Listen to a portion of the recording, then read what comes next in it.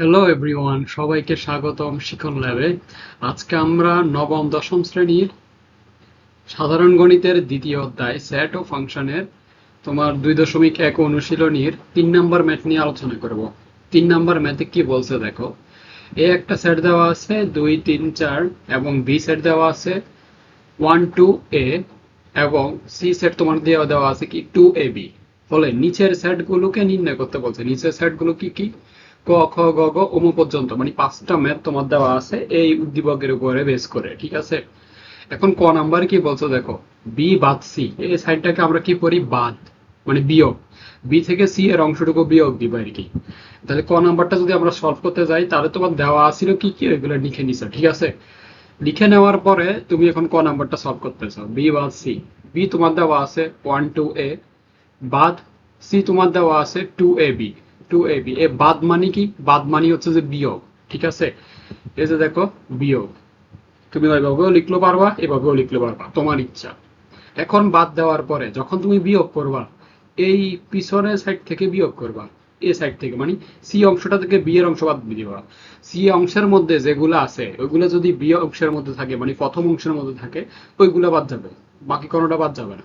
এখন এখানে দেখো 2 আছে, এ আছে, এখানে কি আছে, 2 আছে, এ আছে, তাহলে এই 2 এবং এ বাদ যাবে। 1 আছে এখানে, এখানে বি আছে, কিন্তু বিটা গ্রহণযোগ্য হবে না, মানে মাইনাসের এ পাশে যেটা থাকবে ওইটা গ্রহণযোগ্য হবে না যদি বাকিও থাকে। এই পাশে যেটা থাকবে ওইটাই হবে ওইটার সেট। তাহলে আমরা এখান থেকে শুধুমাত্র বাকি থাকে কোনটা, 1। তার মানে আমার বি বাদ সি এর সেট হবে কত, 1। আশা করি বুঝে আসছে। এবার খ নাম্বারটা দেখি। খ নাম্বারে কি বলছে দেখো, এ ইউনিয়ন বি। আমরা জানি কি ইউনিয়ন মানে কি, সব কিছু, সব উপাদান একসাথে নেওয়া, ঠিক আছে। তাহলে এ এর উপাদান হচ্ছে যে 2, 3, 4, আর ইউ এর উপাদান হচ্ছে যে, মানে বি এর উপাদান হচ্ছে যে 1, 2, এ।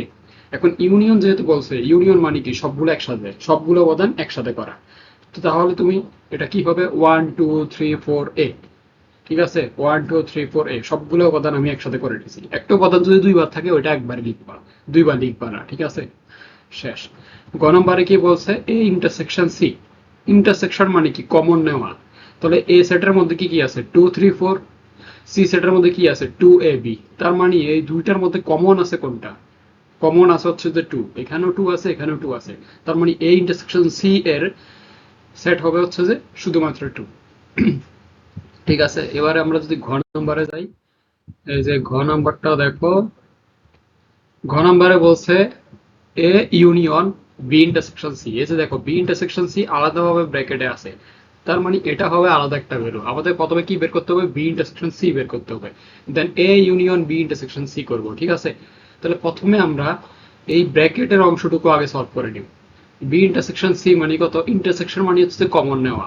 তাহলে এ বি এর ভ্যালু হচ্ছে যে 1, 2a, সি এর ভ্যালু হচ্ছে যে 2ab। তাহলে দুইটার মধ্যে কমন অংশ কি, 2 এবং a, তাই না। তার মানে বি ইন্টারসেকশন সি এর ভ্যালু হবে 2a। এবারে আমরা পুরাটা লিখব, A union B intersection C. A union B intersection C এর ভ্যালু আমাদের কত দেওয়া, 2, 3, 4।